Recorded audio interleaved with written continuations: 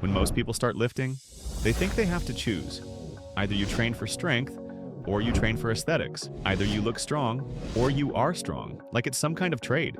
Powerlifters lift heavy but don't look aesthetic. Bodybuilders look great but aren't strong, so people pick a side. But here's the truth, nobody tells you. That's a false choice. You don't need to choose. In fact, if you train correctly, strength and aesthetics should grow together. Getting stronger is one of the most reliable ways to build muscle, and building muscle is what makes you look aesthetic. So today I'll show you exactly how to train for both, without splitting your focus, without complicated systems, just smart programming, so you can look strong and actually be strong. Social media created this divide. You see powerlifters chasing numbers, bodybuilders chasing pumps, two extremes. But most people aren't competitors. You don't need extremes, you need balance.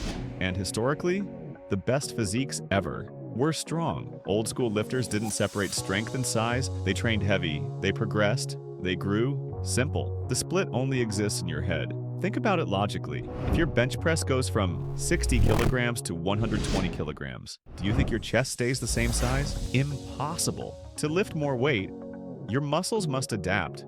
They must grow. Strength is progressive overload in action, and progressive overload is the #1 driver of hypertrophy. So chasing strength correctly is one of the smartest aesthetic strategies, not the opposite. But there's a mistake.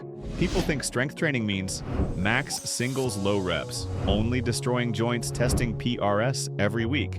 That's powerlifting competition style, not smart training. We want strength focus. Without excessive fatigue, heavy work builds the base, moderate work builds the muscle. Isolation shapes the details. You need all three, not just one. Here's the structure I recommend. Each workout, start with 1 to 2 heavy compounds. Lower reps, 4 to 6, then move to moderate hypertrophy work, 8 to 12 reps. Then finish with isolations, 12 to 15 reps. So you train strength, size, detail in the same session. This gives you dense muscle, better performance, better proportions. It's the best of both worlds. Example, upper A, strength focus, bench heavy row, heavy accessories, lower squat, heavy RDL leg work. Upper B, hypertrophy focus, higher reps, more control, more isolation. Lower B, same idea, so half the week builds strength, half builds size. Together, perfect balance. Here's something interesting. Strong people look different. Their muscle looks denser, harder, more solid.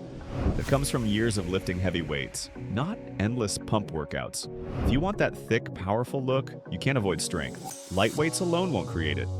Heavy tension changes how muscle looks. The goal isn't just looking good for one summer.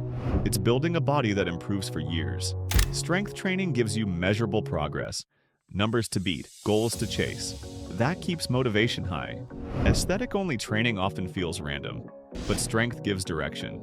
And direction keeps you consistent. Consistency builds physiques. So stop thinking strength or aesthetics. That's the wrong question. The right question is, how do I train so both improve together? Lift heavy, lift controlled, progress weekly, add smart volume. Do that long enough, and you won't just look strong, you'll actually be strong. If you enjoyed this video, don't forget to put the thumbs up, hit the subscribe button, and tell me in the comments. Do you train more for strength or aesthetics right now?